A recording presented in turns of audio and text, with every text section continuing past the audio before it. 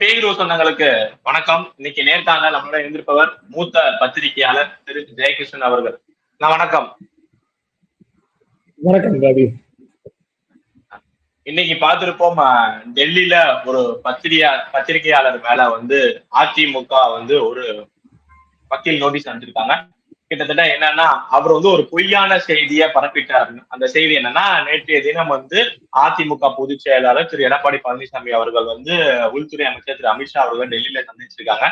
சந்திச்சுட்டு இல்லத்துல இருந்து வெளில வரப்ப அந்த கார்ல அவர் முகத்தை மூடிக்கிட்டு வந்தாரு அப்படின்னு சொல்லிட்டு ஒரு செய்தி வெளியிட்டு இருந்தாரு. அதை எதிர்த்துதான் அதிமுக அவர் மேல வழக்கு கொண்டிருக்காங்க.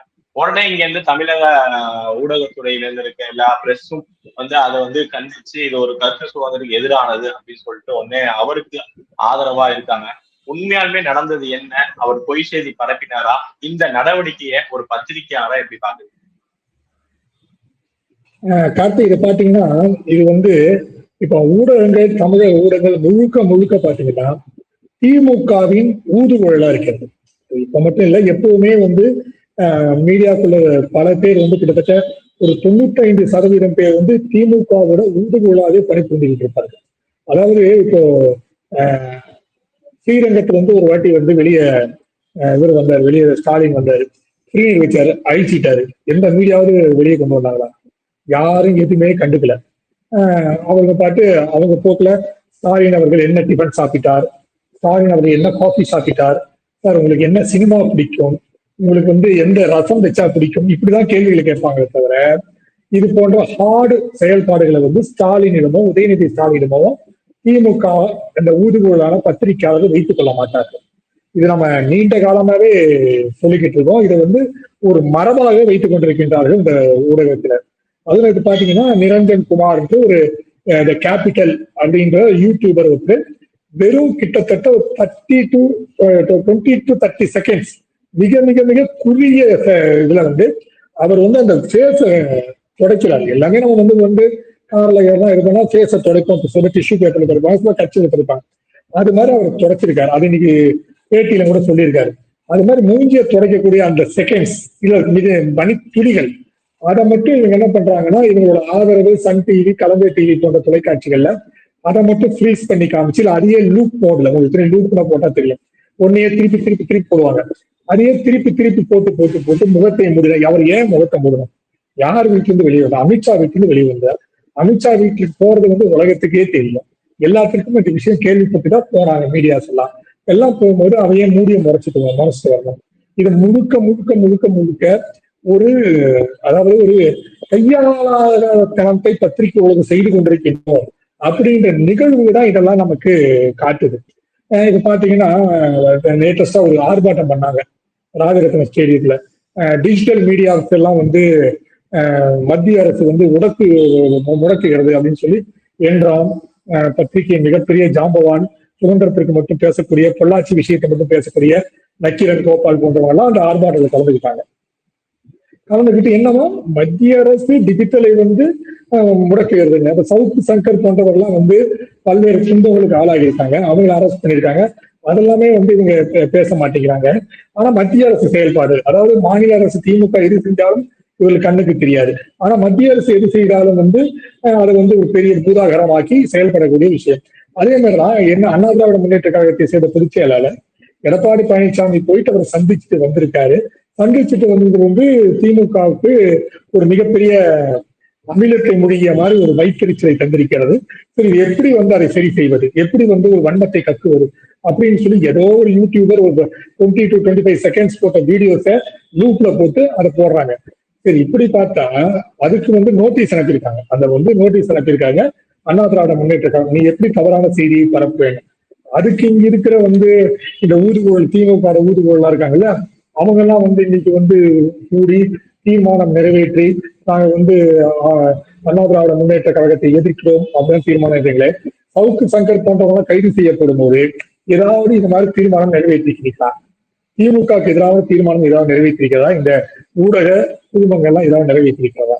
எப்படி விஜயகாந்துக்காக இந்த ஊடகங்கள்லாம் எதிர்த்து செயல்பட்டதோ, விஜயகாந்தை ஒரு கோமாளி போல சித்தரித்ததோ, அதே மாதிரி வேலை செய்யறாங்க. இப்ப நீங்க சொல்ற மாதிரியே பத்திரிகையாளர், நீங்க சொல்ற மாதிரி அவர் ஒரு யூடியூபரா இருக்காரு, அவர் அந்த மாதிரி செயல்பாடு பண்ணிருக்காரு. இத வந்து ஒரு பத்திரிகை மன்றம் வந்து கண்டிக்கிறாங்க, ஓகே. பட் நீங்க சொல்ற மாதிரி தொடர்ந்து சவுக்கு சங்கர் பேர் சொன்னீங்க, மாரிதாஸ் அவர்களா இருக்கட்டும், இல்ல சாட்டை துரைமுருகனா இருக்கட்டும், யாரெல்லாம் திமுகவை எதிர்த்து ஒரு கைது நடவடிக்கையோ இல்ல அரசாங்க ரீதியா ஏதாவது ஒரு வழக்கு போட்டாலோ, ஏன் இந்த பத்திரிகையாளர்கள் இது வந்து குழு வந்து யாரையுமே கண்டிக்க மாட்டேங்கிறாங்க? அந்த பத்திரிகையாளர் இதே சென்ட்ரல் கவர்மெண்ட்டை எதிர்த்து திரு இந்து என்ராம் அவர்கள் வந்து போராட்டம் பண்றப்ப, இதே தமிழக அரசு எந்த நடவடிக்கை எடுத்தாலும் மௌனம் காப்பது ஏன்?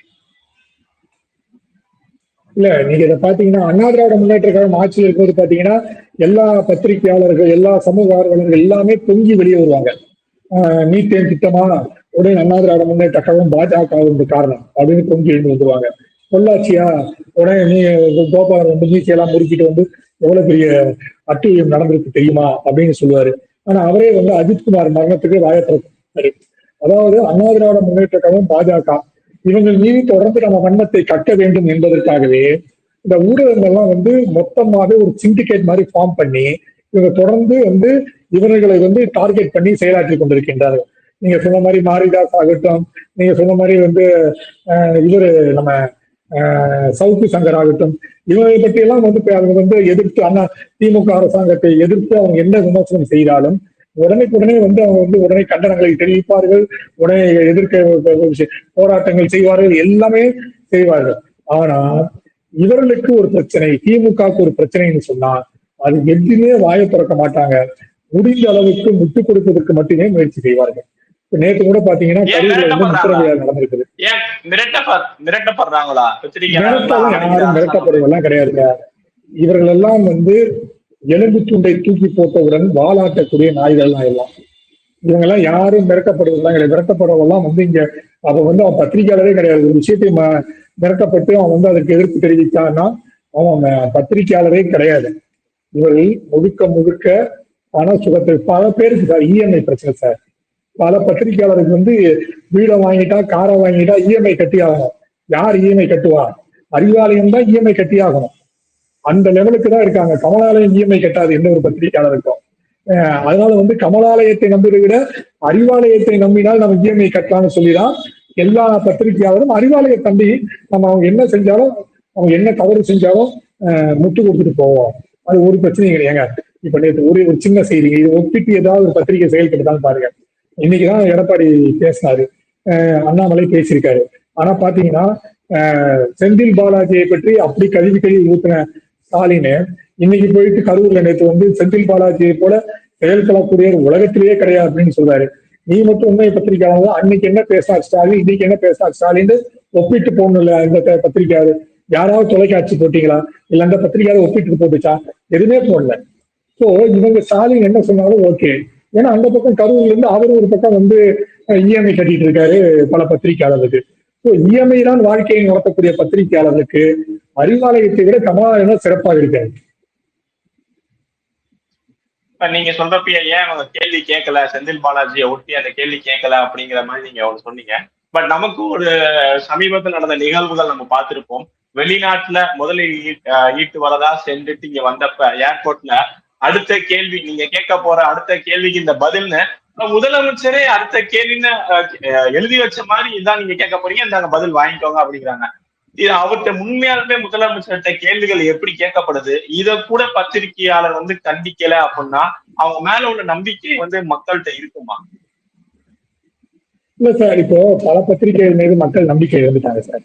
நீங்க வந்து அந்த காலத்து பத்திரிகை, நேர்மையான பத்திரிகையாளர்கள் இப்போ பெருசா இல்லை. இப்பெல்லாம் வந்து எல்லாமே வந்து பத்திரிகை துறையில வந்தோடனேயே நம்ம ஒரு சுகபோக வாழ்க்கை நடத்த வேண்டும், எந்த ஒரு பிரச்சனை இல்லாம ஜாலியா இருக்கணும், நமக்கு வந்து வீடு கார் எல்லாம் கிடைக்கணும் அப்படின்ற ஒரு சிந்தனையில இப்ப இருக்கிற பத்திரிகையாளர், இளம் பத்திரிகையாளர் உருவாயிட்டாங்க.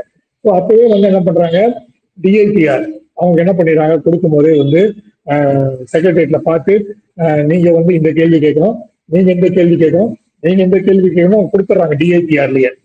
டிஐபிஆர்ல கொடுத்துறாங்க. இது வந்து அண்ணா திராவிட முன்னேற்ற கழகம் ஆட்சி இருக்கும்போது, ஜெயலலிதா ஆட்சி இருக்கும்போது நீங்க சந்திக்கவே முடியாது, பிரஸ் மீட்டே நடக்காது, அது வேற விஷயம். அப்படியே பிரஸ் மீட் இருக்கும்போது 2-3 பேர் கேள்விகள் மட்டும்தான் அம்மையார் பதில் சொல்லுவாங்க, அது முடிவே செய்யப்பட்டிருக்கும். ஆனா வந்து இது மாதிரி செட்டப்பா இருக்காது. மொத்தமா நான் வந்து சந்திக்கிறேன், பிரஸ் மீட்டை சந்திக்கிறேன்லாம் இருக்காது. அப்ப என்னன்னா 1 2 3 4 5 இதுதான் 5 பேர் கேள்வி கரெக்டா கேளுங்கன்னு உணர்ச்சி வசப்பட்டு என்ன பண்ணிடலாம், 4வது கேள்வி கேட்கறோம் முதல்ல கேள்வி கேட்டாராம். அது என்ன பண்ணிடுறோம், அவரை மறந்து போய் 4வது கேள்விக்கு பதில் சொல்லுவோம் 1வது கேள்வி பதில் சொல்லிடுறாரு. அப்புறம் 1வது கேள்வி கேட்கறான் அவன். அவர் 4வது சொல்ல வேண்டிய பதில 2வது சொல்ல வேண்டிய பதில 1வது சொல்றாரு. இப்போ அவரே துண்டு பேப்பர் தேடிட்டு தான் பாக்குறாரு. ஒருத்தன் கேள்வியை கேட்டான், அவருக்கு பதில் சொல்ல தெரியல. உடனே அழகன் படத்துல அவர் பாட்டு போட ஆரம்பிச்சாங்க. நீங்க பாத்தீங்கன்னா பாத்துக்கீங்க, நைட்ல இருந்து காலைல வரைக்கும் பானுப்பிரியாவும் மம்முட்டியும் பேசுவாங்க பாருங்க, ஒரு 12 ஹவர்ஸ் கான்வர்சேஷன் மாதிரி ஒரு பாட்டு. அந்த பாட்டு எல்லாம் ரிப்போர்ட்டர்ஸ் எல்லாம் போட்டு மீம்ஸ் போட ஆரம்பிச்சாங்க. சோ இவருக்கு பத்திரிகையாளரை சந்திக்க வேண்டும் ஆசை, ஆனா உளறி விடுவார் என்று பயம். அது ஒரு பக்கம் இருக்குது. சபரீசன் டீமுக்கு, பெண் டீமுக்கு ஒரு பயம் இருக்குது. சோ என்ன பண்றாங்க, பெண் இது மாதிரி விஷயங்களை டிஐபிஆருக்கு ஒதுக்கிறது. சோ பெண்ணியோட தலையீட்டுல தான் இவ்வளவு விஷயங்கள் நடக்குது. சோ அவர் என்ன பண்ண, உணர்ச்சி வசப்படுறாரு சிஎம். எங்கேயோ பதில் சொல்ல போயிடுமோ அவரு பயம். இந்த ரிப்போர்ட்டர்ஸ்க்கு நம்ம எங்க கேள்வி கேட்க போயிடுவோம், இல்லாம போயிடுவோம்னு பயம். ஸோ 2 பேருக்கு இருக்கிற பதட்டம் பிரச்சனையா மாறிடுது. இல்லைன்னா அண்மையில பார்த்திருப்போம், நீங்க கூட ஒரு கண்டனம் தெரிவிச்சிருந்தீங்க. இதே ஸ்ரீ டிவி நிறுவனர் கௌதமன் அவர்கள் மேல ஒரு வழக்கு போட்டிருந்தாங்க. அதுவும் என்னன்னா, ஒரு ஜிஹாதியா பேசின இதை மேற்கோள் காரணத்துக்கு தமிழக அரசே அது துணை போகுது வழக்கு போட்டு அப்படின்னு சொல்லிட்டு. அது என்ன வழக்கு? இதற்கு ஏன் பத்திரிகை சங்கங்கள் எதுவுமே வாயை திறக்கும்? ஆனா சொன்ன இல்லைங்க, பாலகௌதமன் அவர் ஒரு விஷயம் வீடியோ போட்டு அவர் பாகிஸ்தானுக்கு ஆதரவாக செயல்படுறாருன்னு சொல்லி அவர் வீடியோ போட்டா அவர் மேல விசாரணை கமிஷன் நடத்தக்கூடிய சூழ்நிலை தான் தமிழ்நாடு அரசாங்கம் இருக்கிறது. இந்த விஷயத்தை பாருங்க, அதே மாதிரி ஏர்போர்ட் மூர்த்தி அடிச்சாங்க, செருப்பு கைக்கு அடிச்சாங்க, எல்லாம் பண்ணாங்க, ஓட விட்டாங்க. ஆனா யாரை கைது பண்ணாங்க? ஏர்போர்ட் மூர்த்தி தான் கைது பண்ணாங்க.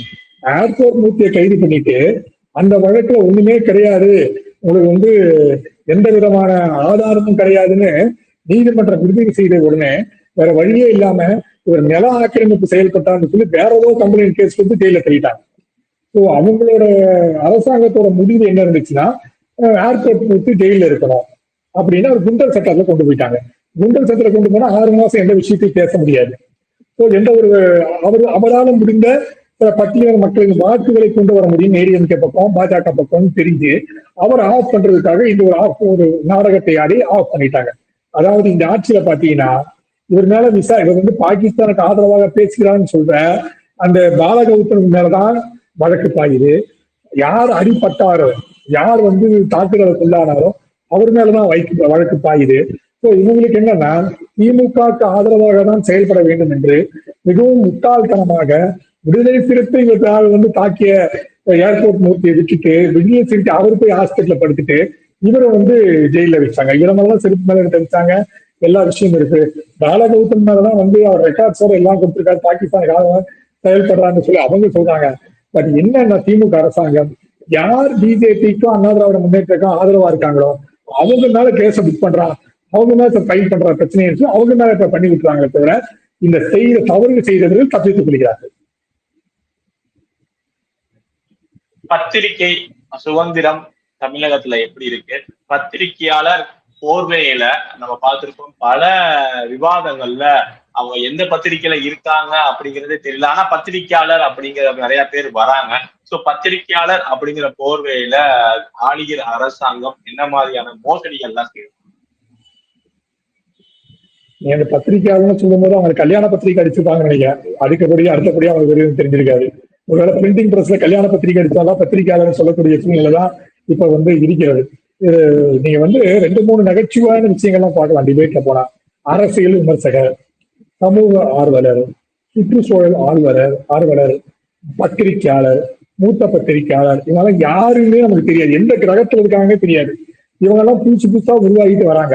இப்ப கூட பாத்தீங்கன்னா அந்த சிபி செந்தில் அவர் நான் பத்திரிகையாளர் பேசும்போது சுமன் சொல்றாரு, நீ பத்திரிகையாளர் சொல்லாத, கட்சிக்காரனா பேசிட்டு இருக்கேன், நீ பத்திரிகையாளர் சொல்லாத சுமன் சொல்லி ஒரு பயங்கரமான செருப்படி வாங்கினாரு செந்தில். ஸோ இவங்க எல்லாம் என்னன்னா, திமுக ஆதரவாளர்லாம் என்னன்னா பத்திரிகையாளர்ன்ற போர்வையிலே ஊடுருவிக்கிறாரு. சரி, ஒரு பத்திரிகையாளர் வேண்டாம், சரி வேற என்ன பண்றது, அரசியல் விமர்சகர் அப்படின்னு ஊடுருவாங்க. அப்ப சுற்றுச்சூழல் ஆர்வலர் அப்படின்னு ஊடுருவாங்க. அப்ப சமூக ஆர்வலர் அப்படின்னு ஊடுருவாங்க. இது மாதிரி திமுகவுக்கு திமுக காரங்க அப்படின்னு சொல்லிக்காம இவர்கள் எல்லாம் போலித்தனமான முத்திரையை தங்கள் மேல் குத்தி கொண்டு அதாவது ஒரே திமுக வெளியே சொன்னா ஒரு 4 பேர் ஒரு டயஸ்ல 4 பேரா உட்கார முடியாதுன்றனால சுற்றுச்சூழல் ஆர்வலர், சமூக ஆர்வலர், பத்திரிகையாளர்,